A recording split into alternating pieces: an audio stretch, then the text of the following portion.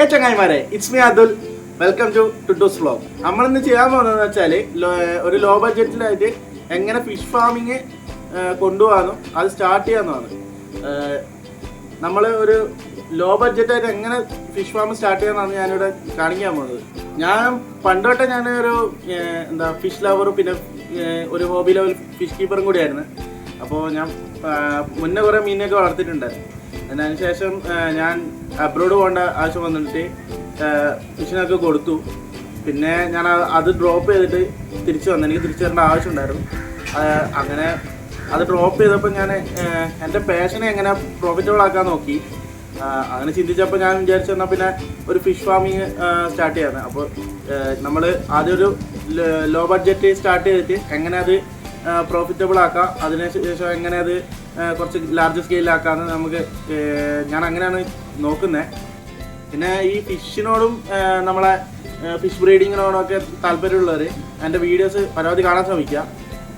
നമ്മൾ എങ്ങനെ ഫിഷിനെ കീപ്പ് ചെയ്യുന്നു, എങ്ങനെ ഫിഷിൻ്റെ വാട്ടർ കണ്ടീഷൻ ചെയ്യുന്നു, പിന്നെ നമ്മളെങ്ങനെ ഫിഷിനെ ബ്രീഡ് ചെയ്യാം, പിന്നെ ഓരോ ഫിഷിനും വേണ്ട pH ലെവൽ എത്ര, അതൊക്കെ ഞാൻ പരമാവധി നിങ്ങൾക്ക് കാണിച്ചു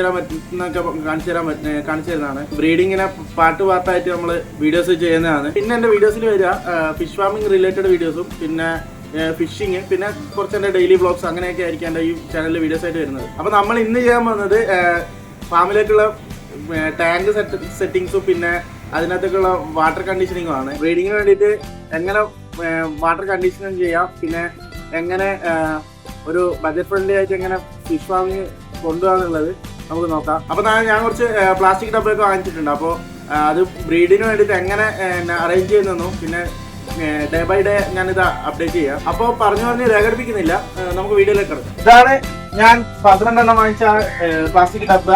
ഇതിനകത്താണ് നമ്മൾ മീനെ വളർത്താൻ പോകുന്നത്. മീനും പിന്നെ കുറച്ച് അക്വാട്ടിക് പ്ലാന്റ്സും ഒക്കെ നോക്കുന്നുണ്ട്. ഇവിടെയാണ് ഞാൻ സെറ്റ് ചെയ്യാൻ പോകുന്നത്. ഇതിപ്പോൾ ഇന്നലെ ഞാൻ ഒരു ഹോൾസെയിൽ ഷോപ്പിൽ പോയിട്ട് 110 രൂപ എന്ന നിലയിൽ ഒരു 12 എണ്ണം വാങ്ങിച്ചിട്ടുണ്ട്. ഒന്നിന് 110 വെച്ച്. ഇവിടെ ഇങ്ങനെ നമ്മൾ സെറ്റ് ചെയ്യാന്നാണ് വിചാരിച്ചേക്കുന്നത്. ഇങ്ങനെ സെറ്റ് ചെയ്തിട്ട് ഇതിൻ്റെ അകത്തൊരു കുറച്ച് ടൈപ്പ് ഗപ്പി, പിന്നെ മോളി, പിന്നെ പോളാർ ബ്ലൂ, അങ്ങനെ എന്തെങ്കിലും കുറച്ച് ഐറ്റംസ്. ഇവിടെ കുറച്ച് മീനുകൾ ഇപ്പൊ ഉണ്ട് എൻ്റെ കയ്യിൽ. അപ്പൊ നമുക്ക് ആ ടപ്സ് ഒക്കെ കഴുകിയിട്ട് അതിനകത്ത് വെള്ളം നിറച്ചെടുക്കാം.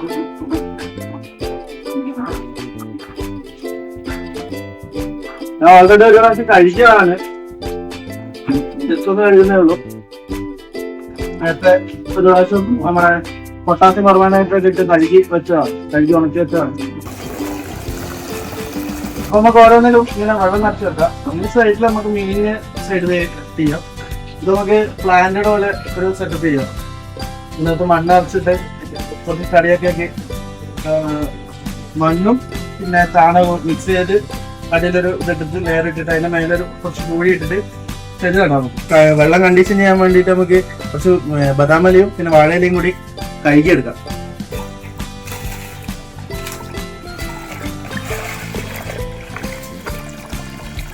അപ്പൊ നമുക്കിനി വാഴയിലയും പിന്നെ ബദാമലയും നമ്മൾ കഴുകി വെച്ചിട്ടുണ്ടായിരുന്നു.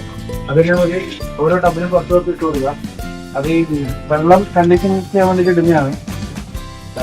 വണ്ടി കഴിഞ്ഞിട്ട് ഒരു 5 ദിവസം 6 ദിവസം കഴിഞ്ഞിട്ട് നമുക്ക് മീനിടാം. അപ്പോഴേക്കും ഇന്നത് കുറച്ച് ഇൻഫോസോറിയും അതൊക്കെ കൾച്ചർ ആയിക്കോളും. അതിന് വേണ്ടിയിട്ടാണ് നമ്മൾ ഇത് ഇടുന്നത്. അപ്പൊ ഈ വീഡിയോ എന്ന് വെച്ചാൽ ഇത്രയേ ഉള്ളൂ. അപ്പൊ അടുത്ത വീഡിയോയിൽ നമുക്ക് അടുത്ത പാട്ടായിട്ട് വരാം. ഈ വീഡിയോ നമ്മൾ നോക്കിയെന്ന് വെച്ചാൽ നമ്മൾ എങ്ങനെ വാട്ടർ കണ്ടീഷൻ ചെയ്യാമെന്നാണ്. അടുത്ത വീഡിയോ നമുക്ക് ഒരു 5 ദിവസം കഴിഞ്ഞിട്ട് എങ്ങനെ ഫിഷിനെ ബ്രീഡ് ചെയ്യാമെന്ന് നോക്കാം. അപ്പോൾ അടുത്ത വീഡിയോ ആയിട്ട് വരാം. അതുവരേക്കും നിങ്ങൾ നോക്കി ചെയ്യാം.